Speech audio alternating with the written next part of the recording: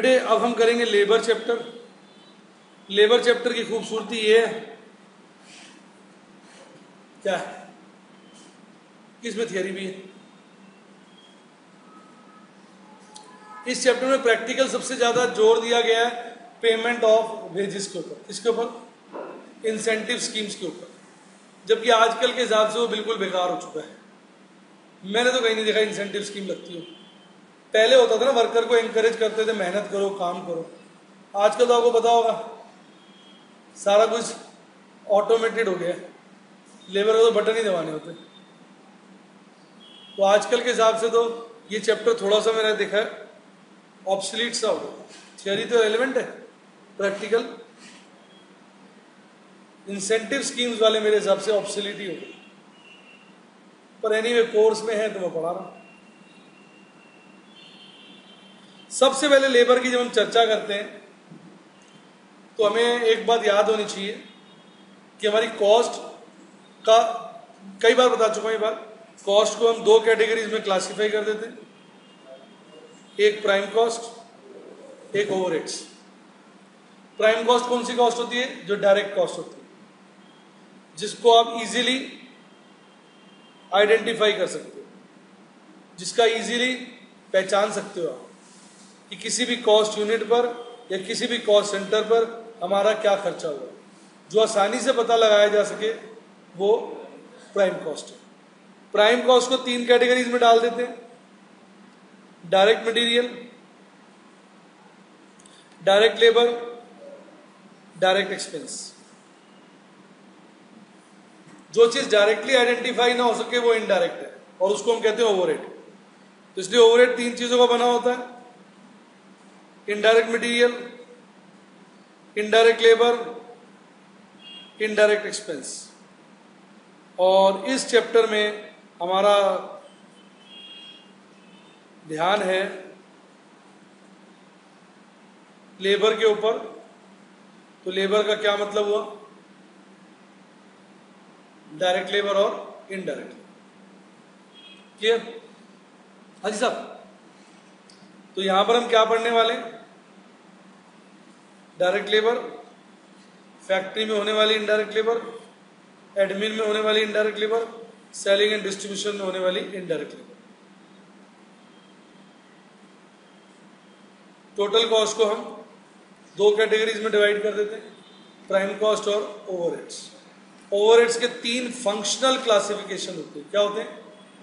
Factory में होने वाले फैक्ट्री ओवरहेड, ऑफिस में होने वाले administration overhead, selling and distribution से related selling and distribution overheads. तो इसलिए सबसे पहले चर्चा का पॉइंट ये आएगा हमारा, मेरी बुक का क्वेश्चन नंबर 4 है। पॉइंट ये आया कि भाई डायरेक्ट लेबर कॉस्ट और इनडायरेक्ट लेबर कॉस्ट क्या है। ये मैं आपको फिर से बता रहा हूं, कहीं अभी भी बताया, फिर पहले भी बताया।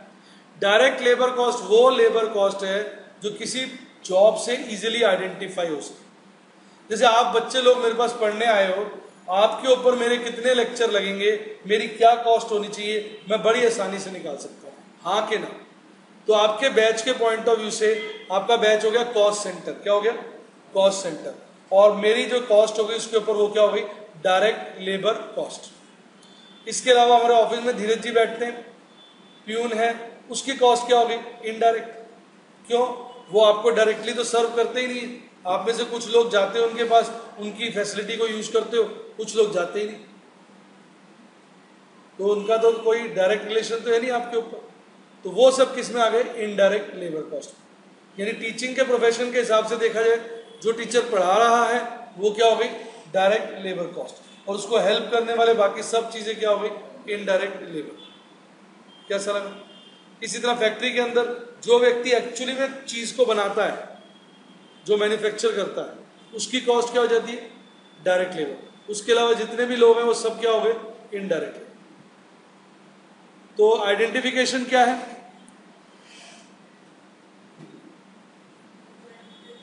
जो इजीली आइडेंटिफाई हो जाए वो डायरेक्ट लेबर, जो इजीली आइडेंटिफाई ना हो वो इनडायरेक्ट लेबर। अब एक बड़ी खूबसूरत सी चीज बताता हूं, ये तो पहले भी दिखा दिया था, बड़ी प्यारी चीज दिखाता हूं, आप जरा सुनना ध्यान से।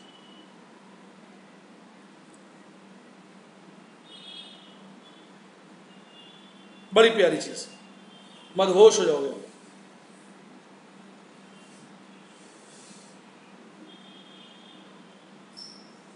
जो लेबर कॉस्ट है, देखो अब ये जॉब है, जॉब मतलब कोई काम, जैसे मैं आपको पढ़ा रहा हूं तो ये मेरा कॉस्टिंग का बैच हो गया, क्या हो गया, तो ये मेरा जॉब हो गया ना, मैं इसकी कॉस्ट निकालना चाहता हूं, समझे आप। अब देखा जाए जो मैं हूं एमके जैन, ठीक है कि नहीं, मेरी कॉस्ट जो हो जाएगी वो डायरेक्ट लेबर कॉस्ट हो जाएगी, तो उसको आप इजीली कॉस्टिंग के बैच से आइडेंटिफाई कर सकते हैं, हाँ के ना, इजीली आइडेंटिफाई कर सकते हैं। बाकी जितनी भी कॉस्ट हो जाएगी लेबर की, वो सब क्या हो जाएगी, इनडायरेक्ट लेबर कॉस्ट, वो भी जॉब पर आएगी, पर वो किसी प्रॉपर बेसिस पे आएगी, जिसको मैंने ओवरहेड्स के चैप्टर में भी समझाया आपको, एब्जॉर्प्शन ऑफ क्या, ओवरहेड्स बनकर आएगी। यानी डायरेक्ट कॉस्ट तो आपके ऊपर आएगी आएगी, लेकिन बाकी कॉस्ट का हिस्सा आएगा, क्या आएगा, कॉस्ट तो सारी कुछ जॉब के ऊपर ही आती है। हिंदी में कहावत है, तेल तो तिलों से निकलता है ना, कॉस्ट तो अल्टीमेटली काम के ऊपर ही जाएगी। एक होता है जो सीधे चली जाती है, एक होता है जो ओवरहेड में जाकर फिर सबके साथ उसका हिस्सा आता है, बस ये फर्क है, समझे आप, कोई डाउट। दूसरा फर्क ये है कि डायरेक्ट कॉस्ट तो वही पे करता है जो उसको एंजॉय करता है, और ओवरहेड में सब लोग हिस्सा देते हैं, रिपीट, ओवरहेड में सब लोग हिस्सा देते हैं, चाहे आप उसको यूज करो या ना, ओवरहेड की बात है। ओवरहेड में हर चीज को अपना शेयर देना होता है, चाहे वो उसका बेनिफिट उठाओ या ना उठाओ, लेकिन डायरेक्ट तभी देते हैं जब आप उसका बेनिफिट उठाते हैं। क्लियर। आप मैकडोनल्ड्स में खाना खाने जाते हैं, आप बर्गर में एक्स्ट्रा चीज दिलवाते हैं तो उसके पैसे देते हैं, क्योंकि वो डायरेक्ट मटेरियल है। आप एक स्पेशल प्रकार का बर्गर बनवाते हैं रिक्वेस्ट करके, उसमें मेहनत ज्यादा लगती है, तो मैकडोनल्ड का जो वर्कर है, जो भी एम्प्लॉइज है, वो आपसे थोड़ा एक्स्ट्रा पैसे लेंगे, वो क्या हो गई, डायरेक्ट लेबर। अब मैकडोनल्ड वाले से आपको कि सफाई मत करा दो, कोई जरूरत नहीं है, हम ऐसे गंदे में बैठ जाते हैं, तो वो बर्गर सस्ता थोड़ी दे देगा आप कह रहे जो ओवरहेड मत खर्चो, वो क्या भाई साहब आप इसका इस्तेमाल करो या ना करो, आपको हिस्सा तो दे दो। आप कह रहे मैं घर जाके बर्गर खा लूंगा, आपकी यहाँ बैठूंगा ही नहीं, तो मैं आपकी इनडायरेक्ट लेबर का मजा ले ही नहीं रहा, साफ सफाई का, फिर भी आपको बर्गर कितने का पड़ेगा, उतने। तो ओवरहेड में हर व्यक्ति क्या देता है, हिस्सा, और डायरेक्ट लेबर कॉस्ट कौन देता है, जो उसका बेनिफिट उठाता है। आप यहाँ आते हो, आप इनडायरेक्ट लेबर से ज्यादा इंटरेक्ट करते हो, उनकी ज्यादा फैसिलिटीज लेते हो, तो भी आपको कोई मुझे एक्स्ट्रा फीस देने की जरूरत नहीं पड़ेगी। पर आप मेरे से कहते हो सर मेरे लिए 5 लेक्चर अलग से लगा दो इंडिविजुअल, तो फिर क्या होगा, आपको पे करना पड़ेगा, क्योंकि वो डायरेक्ट हो गई। अच्छे एग्जाम्पल दे रहा हूं, समझने की कोशिश करो। आगे मेरी बात सुन, हॉस्पिटल में जाते हो, बार बार पानी पी रहे हो, बार बार सफाई वाले को बुला रहे हो, बार बार किसी हेल्पर को बुला रहे हो, वो कोई एक्स्ट्रा फीस नहीं लेते। पर डॉक्टर की विजिट एक्स्ट्रा लगवाओगे तो एक्स्ट्रा चार्ज करो। डॉक्टर को क्या लेके चलते हैं, वो डायरेक्ट लेबर। आगे होगी बात समझ में। अब आइडल टाइम की चर्चा करें। आइडल टाइम वो होता है जिसके लिए हम पैसा तो देते हैं पर प्रोडक्शन नहीं मिल पाता। पैसा तो देते हैं पर प्रोडक्शन नहीं मिल पाता। तनख्वाह दी पर काम नहीं हुआ। एम्प्लॉय को आप अपने पास रखते हो 9 घंटे के लिए, एम्प्लॉय 9 घंटे आता है, काम करता है 7 घंटे, 2 घंटे काम ही नहीं करता, तो भी आप 9 घंटे की तनख्वाह देते हो, पैसे थोड़ी काट लेते हो, हाँ के ना। क्लियर हुआ कि नहीं। तो आइडल टाइम 2 प्रकार का होता है, नॉर्मल और एबनॉर्मल। नॉर्मल आइडल टाइम वो होता है जो प्रिडिक्टेबल होता है, जिसका पता है, जिससे आप बच नहीं सकते। एबनॉर्मल होता है अनफॉर्चुनेट, एक्सीडेंटल। एबनॉर्मल, सोचा नहीं था पर हो गया। मैं एग्जांपल देता हूं। नॉर्मल आइडल टाइम जो अवॉइड नहीं हो सकता, जो रिड्यूस नहीं हो सकता, जो होगा ही होगा। वर्कर फैक्ट्री में घुसता है तो उसका तो मीटर डाउन हो गया ना, वो देखा जी मैं फैक्ट्री में घुस गया। अब जो काम करने वाली जगह वो गेट से 1 किलोमीटर आगे है, तो 1 किलोमीटर पैदल जाएगा तो वो आप ही के खाते में आएगा ना। ये थोड़ी कह सकते हो तू 1 किलोमीटर पैदल भी चला तो हवाई जहाज से आ जा। फैक्ट्री में घुस गया, उसके बाद अगर आपके काम के लिए वॉकिंग कर रहा है, जा रहा है, आ रहा है, जगह पे जा रहा है, वो सब आइडल टाइम है, काम कुछ नहीं कर रहा, पर आप सैलरी दोगे और वो नॉर्मल भी है, आप उसको डांट नहीं सकते। नहीं समझ आया? एक काम खत्म होता है, दूसरे काम में शिफ्ट करते हो, थोड़ा टाइम वेस्ट होता है। आपने भी देखा होगा कई बार बच्चे पूछते हैं सर रोज सारे सब्जेक्ट पढ़े। मैं कहता नहीं बेटा, एक दिन में एक सब्जेक्ट पढ़ा करो, पहले एक सब्जेक्ट खत्म करो फिर दूसरा पढ़ो। मैं इस रीजन से कहता हूँ, जब आप एक दिन में सारे सब्जेक्ट पढ़ते हैं, आपने कॉस्टिंग पढ़ी, फिर आपने कहा जो मैं एफएम पढ़ता हूँ, तो आप सोचोगे चलिए अभी तो कॉस्टिंग पढ़ी है, थोड़ा एक चक्कर मारो, आइडियल टाइम हो गया ना। ये नेचुरल है, जब एक काम से दूसरे काम की तरफ जाते हो तो थोड़ा टाइम वेस्ट होता है, वो फिर नॉर्मल आइडियल टाइम कहता है। थकान हो जाती है काम करते करते, अंगड़ाई ले लेते हो, अब एक चक्कर मारो, वो सब क्या हो गया? Ideal time. पर्सनल नीड्स के लिए टाइम चाहिए होता है दिन भर में, चाय पीनी है, लंच है, टी है, एक्सेट्रा, मतलब सुसु पॉटी है, मतलब ये नेचुरल चीजें, सबके लिए टाइम चाहिए। तो अल्टीमेटली हम इसको एलोकेट करके चलते हैं भाई, दिन भर में अब व्यक्ति जो है अपने पर्सनल नीड्स के लिए वॉशरूम जाएगा, मुंह हाथ धोने जाएगा, फ्रेशनेस भी चाहिए होती है, आदमी कई बार जाके मुंह हाथ धो के आता है, एक वॉक मार के आता है, ये सब चीजें नेचुरल है। मतलब पर्सनल नीड्स को आप इग्नोर नहीं कर सकते। आदमी ह्यूमन बीइंग है, मशीन नहीं है। मशीन का यही तो खास बात है, उसको रेस्ट की इतनी जरूरत नहीं पड़ती। वैसे तो मशीन को भी थोड़ी बहुत पड़ती है पर इतनी नहीं पड़ती। आदमी की इमोशनल नीड्स होती हैं और नीड्स होती हैं, फिर लंच है, टी ब्रेक्स हैं, ये सब चीजें कम कैलकुलेशन करते हैं और इसके लिए हम उसकी तनख्वाह नहीं काटते। क्या तूने आधा घंटा लंच करा तो को तनख्वाह नहीं मिलेगी, ये कोई अच्छी बात नहीं। क्लियर? तो हम सैलरी देते हैं इन सब के लिए, पर इसमें काम नहीं है। बिल्कुल क्लियर हो गया? Idle time normal. Abnormal idle time होता है जो अनएक्सपेक्टेड होता है, जो हमने सोचा नहीं था पर हो गया। एग्जाम्पल, प्रोडक्टिव कॉजेस, प्रोडक्शन से रिलेटेड कॉजेस को हम क्या बोलते हैं? Productive causes. जैसे मशीन का ब्रेकडाउन हो गया, पावर फेलियर हो गया, रॉ मटेरियल ही खत्म हो गया, काम रुका पड़ा है, टूल्स के लिए वेट कर रहे हो, डिफेक्टिव प्लानिंग है आपकी, इन सब केसेस में आपका काम रुक जाता है, इसको हम बोलते हैं प्रोडक्टिव कॉजेस। एडमिनिस्ट्रेटिव कॉजेस, कई बार मंदी होती है, जैसे आजकल मंदी का माहौल है, तो कई बार एडमिनिस्ट्रेशन ही डिसीजन ले लेता है कि यार वर्कर से कम काम कराओ। क्या करेगा? स्पोर्ट्स मीट ऑर्गेनाइज कर देगा, हर फ्राइडे को 2 घंटे स्पोर्ट्स। काम कम कराना है ना, वर्कर को घर भेज दोगे तो फायदा नहीं। वर्कर आएंगे टाइम से, सुबह 1 घंटा वॉकिंग होगी, जॉगिंग कराएंगे, एक्सरसाइज कराएंगे, इससे आपका माइंड अच्छा होगा, आप हमारे लिए अच्छा काम करेंगे। सब चीज ऑफिस आवर्स में कराना शुरू करें, मैचेस ऑर्गेनाइज कर दिए, उससे क्या हुआ? वर्कर बिजी भी रहे, हेल्थ भी उनकी अच्छी हो गई और काम भी आपका कम हुआ, क्योंकि डिप्रेशन में आप काम क्या करना चाहते हैं? कम। खाली बिठाओगे वर्कर डिस्टर्ब करेगा। बात समझ आई कि नहीं है? एडमिनिस्ट्रेटिव हो गए। इकोनॉमिक कॉजेज हो जाते हैं कई बार, जैसे कई काम सीजनल भी होते हैं, सीजन लंबा खिंच गया इस बार, हम सर्दियों का सामान बेचते हैं, क्या बेचते हैं? स्वेटर वगैरह बेचते हैं। भाई सब सर्दी पड़ी नहीं, गर्मी खिंच गई, तुम्हारे वर्कर क्या बैठे रहे खाली, स्वेटर क्या बनाए, डिमांड ही नहीं बात समझ में? सर्दी लंबी खिंच गई, आइसक्रीम नहीं बिक रही हमारी। तो एडमिनिस्ट्रेटिव कॉजेज होते हैं जिसकी वजह से हम काम कम करते हैं, वर्कर्स खाली बैठ जाते हैं। इसी तरह इकोनॉमिक कॉजेज होते हैं जिसकी वजह से हम काम कम करते हैं, वर्कर खाली बैठ जाते हैं। इकोनॉमिक कॉजेज हो गए, जैसे सीजनल गुड्स का मैंने एग्जांपल दे दिया आप।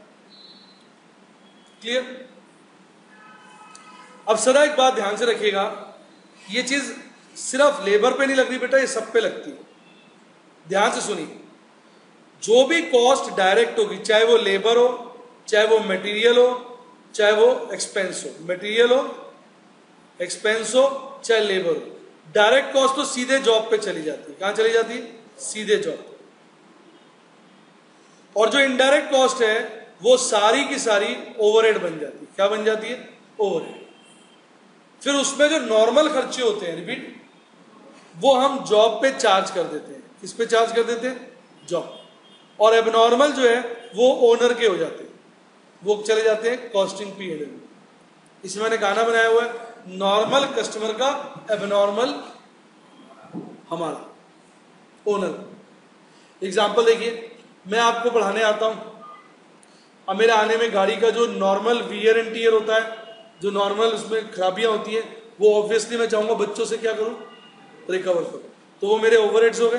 किसको चार्ज करूंगा? आपके काम के ऊपर प्रॉफिट लॉस निकालने के लिए। पर किसी दिन मैं आ रहा हूं, मुझे एक बैग मिल गया भाई साहब, उसमें 100 करोड़ रुपए थे। आती आपको थोड़ी दे दूंगा, बेटा आपकी क्लास करने आ रहा था इसलिए मिल गए, तो आपके ऊपर वो क्या करूंगा? मैं ही रख लूंगा। एबनॉर्मल गेन हो गया, मतलब ओनर का। कभी आ रहा हूं, हादसा हो गया, कोई नुकसान हो गया, टायर पंचर हो गया, कोई छोटा बड़ा एक्सीडेंट हो गया एक्स्ट्रा वाला, तो वो आते ही थोड़ी सी तुमसे कहूंगा बेटा आज मेरे को ये नुकसान हो गया, लो पैसे निकालो, सब 1000 रुपये निकालो।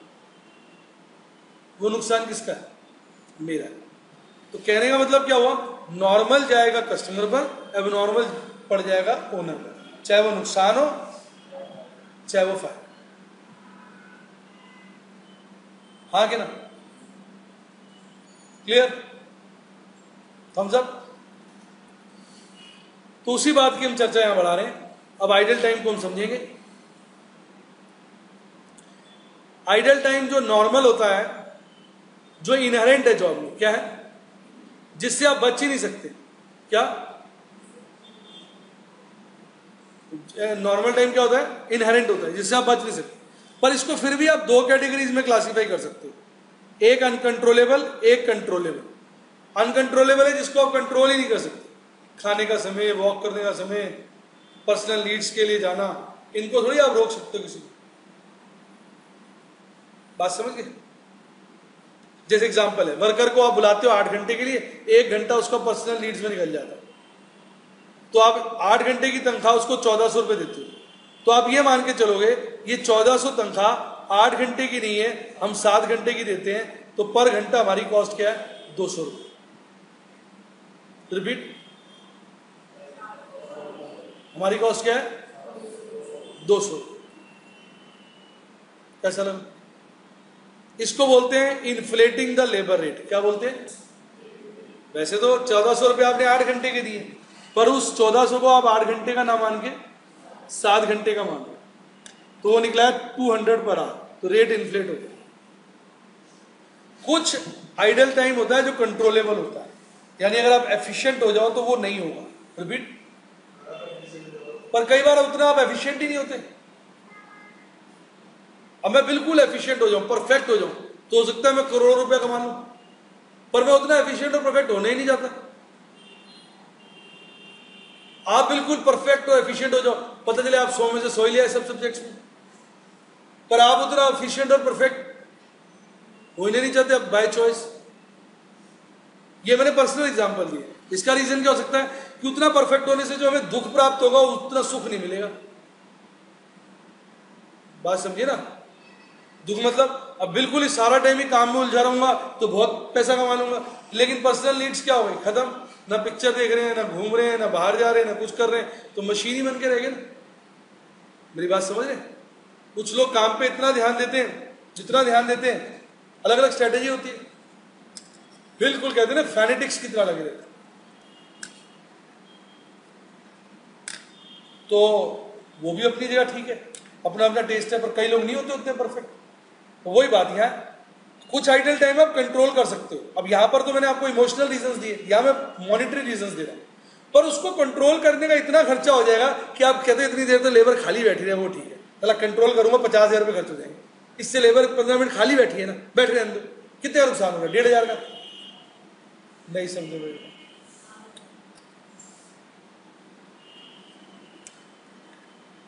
होता है नहीं घर पे?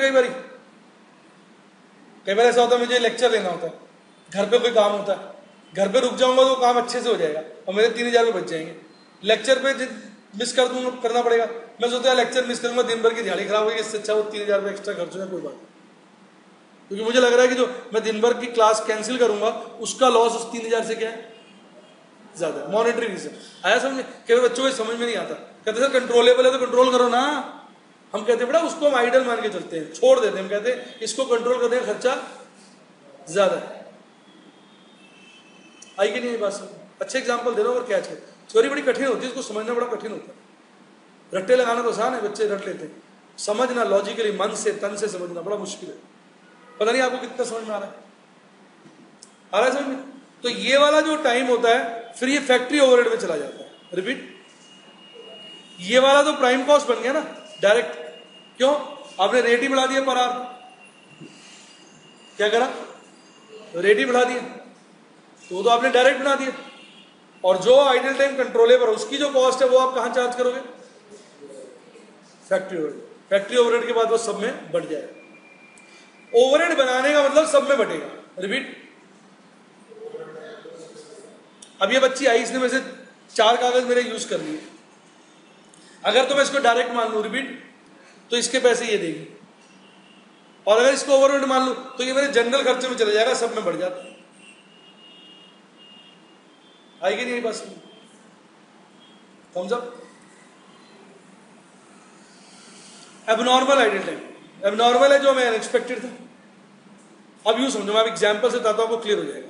वर्कर की ड्यूटी होती है 9 आवर्स। कितने की होती है? 1 आवर्स हम मानते हैं, 1 आवर मानते हैं अनकंट्रोलेबल। क्या बोलो? क्यों अनकंट्रोलेबल? पर्सनल नीड्स, खाना पीना, जब पर्सनल नीड्स बाकी भी अनकंट्रोलेबल। और हाफ एन आवर हमें और उसका और वेस्ट होता है। बातों में लगा हुआ इतना इंपॉर्टेंट पॉइंट चल रहा है। हाफ एन आवर उसका और वेस्ट होता है जो कंट्रोलेबल है। वो किस लिए वेस्ट होता है? रॉ मटेरियल के वेट कर रहा है, टूल्स के लिए वेट कर रहा है। अगर हम चाहते वो वेट ना करें रिपीट, तो हम 4-5 बंदे लड़के और लगा देंगे जो हर समय टूल और मटेरियल लेके खड़े रहेंगे, पर उनकी तनख्वाह काफी। तो हमने कहा ठीक है, चलता है। आ रही मेरी बात सुन? लेकिन आज क्या हुआ भाई साहब? हादसा हो गया, माल खत्म हो गया। 3 घंटे का 1 घंटा 2 घंटे वेस्ट हो गए। एक दिन के वर्कर को हम एक दिन के वर्कर को पैसे जो देते हैं, वैसे बड़ा जबरदस्त एग्जांपल बना रहा हूं, अभी तक बनाया नहीं वैसे मैंने एग्जांपल ऐसा, आज मूड में बना रहा हूं, ध्यान से सुन। हर बार कुछ ना कुछ नया क्रिएटिव कर देता हूं बच्चों के लिए।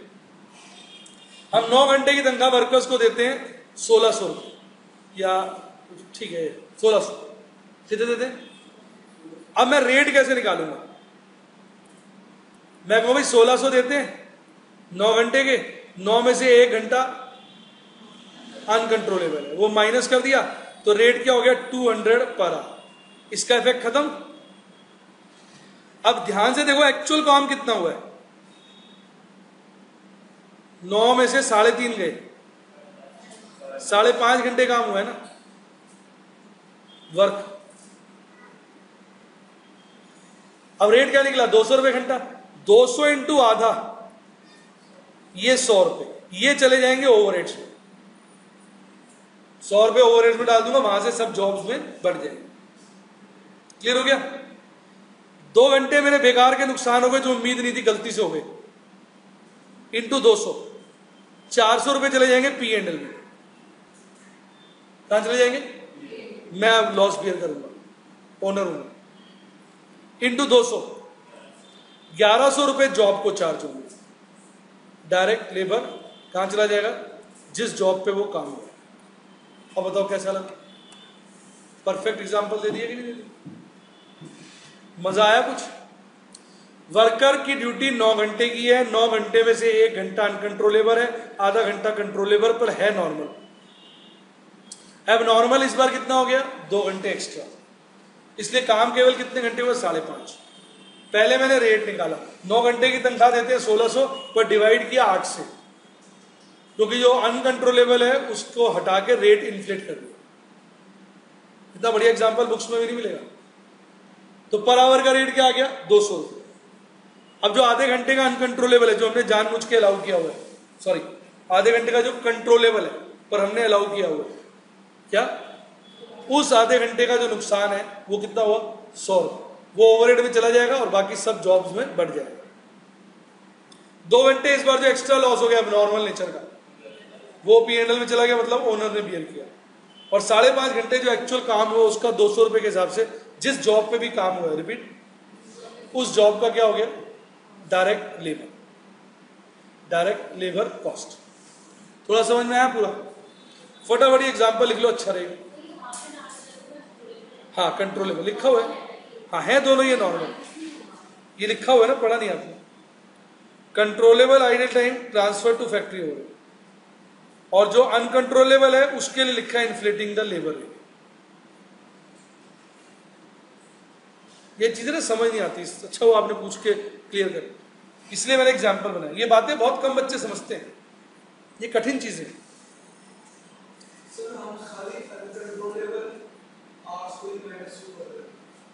क्योंकि वो तो बच ही नहीं सकते ना।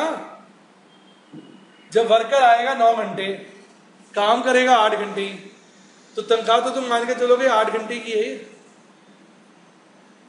नहीं तो परेशान रहोगे। जब वो लंच कर रहा होगा तुम्हारे को गुदगुदी होती रहेगी पेट में, साला टाइम खराब कर रहा है, साला टाइम खराब कर रहा है, आप परेशान रहोगे। नहीं मेरी बात समझ में आई? बात समझ? अभी मेरा दोस्त था, उसके घर में सफेदी करानी थी, तो ठेकेदार आया ना, तो ठेकेदार से बोला मैं दिहाड़ी पे करवा लेता हूं तुम्हारे मिस्त्रियों से, तुम दिहाड़ी के हिसाब से पैसे ले लो।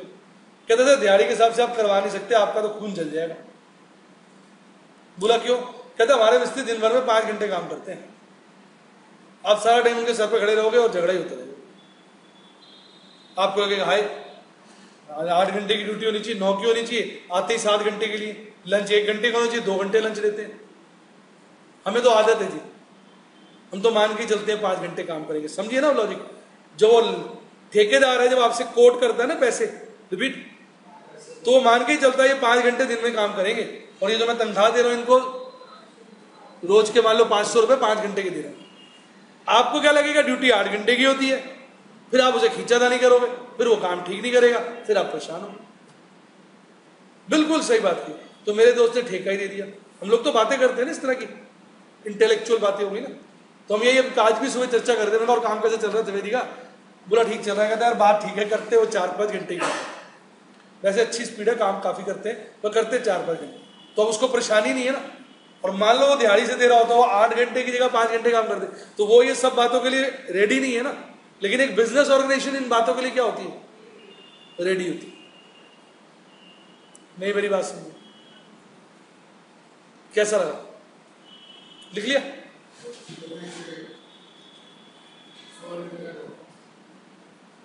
मजा तो आ गया ना?